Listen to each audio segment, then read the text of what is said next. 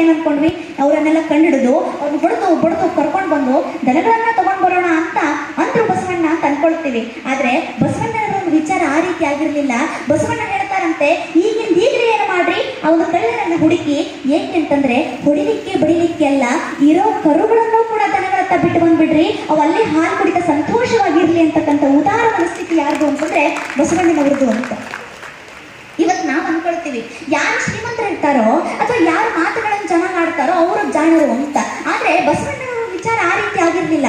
ಬಸವಣ್ಣನವರು ಹೇಳ್ತಾರೆ, ಗೀತವ ಬಲ್ಲಾತ ಜಾಣನಲ್ಲ, ಮಾತು ಬಲ್ಲಾತ ಜಾಣನಲ್ಲ, ಗೀತವ ಬಲ್ಲಾತ ಜಾಣನಲ್ಲ, ಮಾತು ಬಲ್ಲಾತ ಜಾಣನಲ್ಲ, ಜಾಣನು ಆತ ಜಾಣನು, ಲಿಂಗವ ನೆರೆ ನಂಬಿದಾತ, ಆತ ಜಾಣನು ಜಂಗಮಕ್ಕೆ ಧನವಸವೇಸುವಾತ, ಆತ ಜಾಣನು ಕೂಡಲ ಸಂಕನ ಶರಣನು ಅಂತ ಹೇಳ್ತಾನಂತೆ. ಅಂದ್ರೆ ಜಾಣ ಅಂತಂದ್ರೆ ಶ್ರೀಮಂತರು ಜಾಣರು ಅಥವಾ ಮೇಲ್ವರ್ಗರು ಜಾಣರು ಅಲ್ಲ.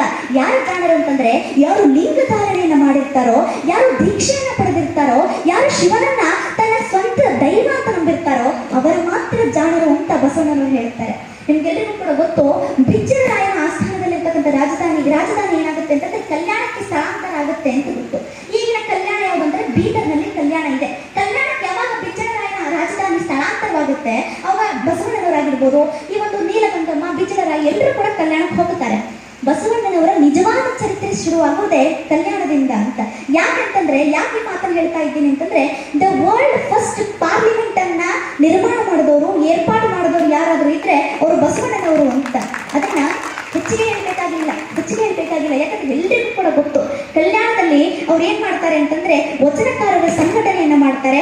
ಅದೇ ಅನುಭವ ಮಂಟಪ ಅಂತ, ಅದಕ್ಕೆ ಮಹಾಮನೆ ಅಂತಾನೂ ಕೂಡ ಕರೀತಾ ಇರ್ತಾರೆ. ಇವತ್ತು ನಾವು ಅನ್ಕೊಳ್ತೀವಿ ಅನುಭವ ಮಂಟಪ ಅಂತಂದ್ರೆ ಅಲ್ಲಿ ಎಲ್ರು ಕೂಡ ಮೇಲ್ವರ್ಗದವರೇ ಇದ್ರು, ಎಲ್ರು ಕೂಡ ಕೆಳವರ್ಗದವ್ರು ಇರ್ಲಿಲ್ಲ, ಎಲ್ರು ಕೂಡ ಮೇಲವ್ರು ಇದ್ರು, ಅಥವಾ ಅಲ್ಲಿ ಯಾವ ಒಂದು ಅಸ್ಪೃಶ್ಯರು ಇರ್ಲಿಲ್ಲ ಅಂತ ಅನ್ಕೊಳ್ತೀವಿ. ಆದ್ರೆ ಅಲ್ಲಿ ಎಂತೆಂತ ಕಾಯಕದವ್ರು ಇದ್ರು ಅಂತಂದ್ರೆ ಕಸ ಹೊಡಿತಕ್ಕಂಥದ್ದನ್ನ, ಅದಷ್ಟೇ ಬಟ್ಟೆ ಒಗೆಯೋರಿಂದ ಹಿಡಿದು, ಚಮ್ಮಾರರಿಂದ ಹಿಡಿದು, ಕಟ್ಟಿಗೆ ಕಡಿಯೋರಿಂದ ಹಿಡಿದು, ಅದಷ್ಟೇ ಎಲ್ಲಾ ಕಾಯಕವನ್ನ ಮಾಡ್ತಕ್ಕಂಥ ಎಲ್ಲಾ ವಚನಕಾರರು ಏನ್ ಮಾಡಿದ್ರು ಅಂತಂದ್ರೆ ಅವನ ಅನುಭವ ಮಂಟಪದಲ್ಲಿ ಇದ್ರು ಅಂತ.